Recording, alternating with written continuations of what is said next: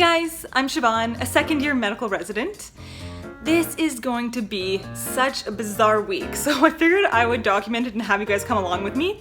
I'm currently on my night float rotation, which means that everything's flipped. I'm working at night and I'm sleeping during the day, and I've got a huge amount of responsibility now as a second-year resident, admitting all the patients overnight and being responsible for my team.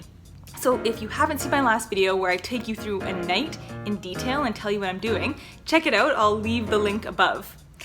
Well, I'm already in my scrubs. We better get going, starting at 5 p.m. tonight.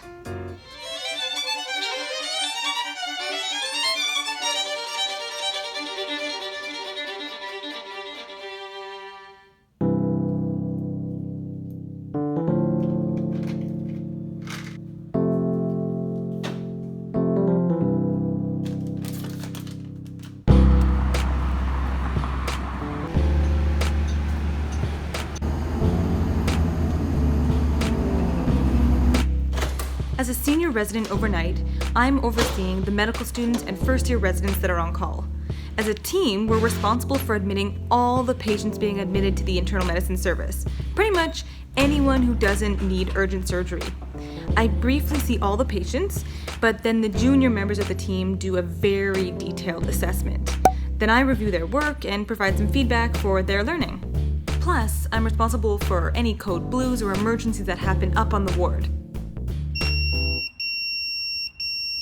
I got paged about a patient on the ward who's got a blood pressure of about 70/48.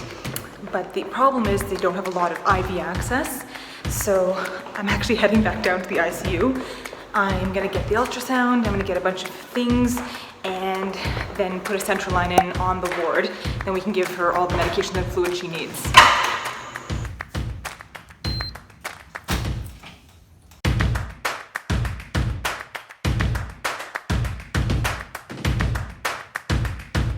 Right, got all my supplies in a little bucket, and now I'm heading upstairs. I just need to get the ultrasound. Okay, just finished up with the central line. Now the patient can get all the electrolytes, needs some replacement with blood and fluids, so she's gonna be feeling a heck of a lot better. Anyway, let's go back to the emergency department. I'm dreading to find out how many patients are waiting. We need to see, we're totally in a backlog now. It's 9:20 now. I'm just leaving the hospital. Man, I'm feeling totally exhausted right now. Just wiped out. I think running up and down, having some sick patients, and then in the morning trying to divide up the patients and see all the staff. Yeah, it felt busy.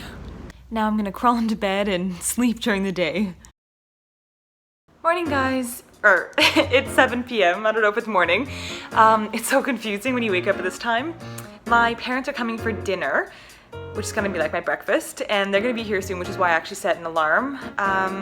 And then my plan is to be staying up all night and being productive and make it like my day. So let's try to do that.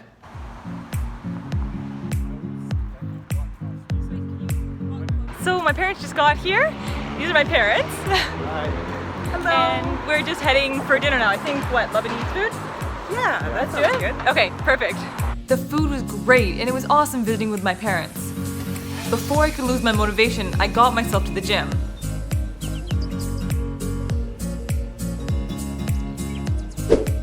Now, on to a night of studying.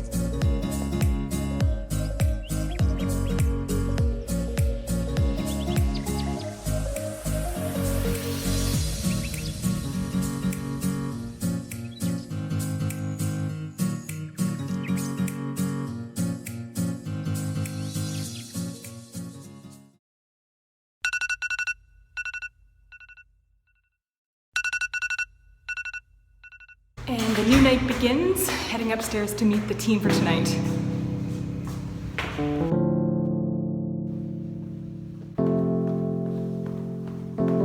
Okay, so just getting back to the consult room. I was in the emergency department. The emergency doctor stopped me and told me that he's got a consult of a patient who is quite confused. So I'm gonna get my junior medical resident to help me out with that. So I'll first call them and I'll tell you guys both about the consult. All right, so this is David. He is one of the junior medical residents, so he's in his first year, same position I was in last year, guys. And I basically have a consult for you. This is an older patient who's come into the emergency department. Became really confused. We're not quite sure why. They did blood work. We're seeing quite a low sodium, so that could explain it. But basically our job is going to be figuring out what's causing this low sodium, and is there anything else that we're missing in terms of what's causing this confusion. Okay. All right? Yeah. If you're concerned about it, let me know. We can look at it together, but otherwise, let me know and we'll review it when you're done. Sounds good. Perfect. Okay.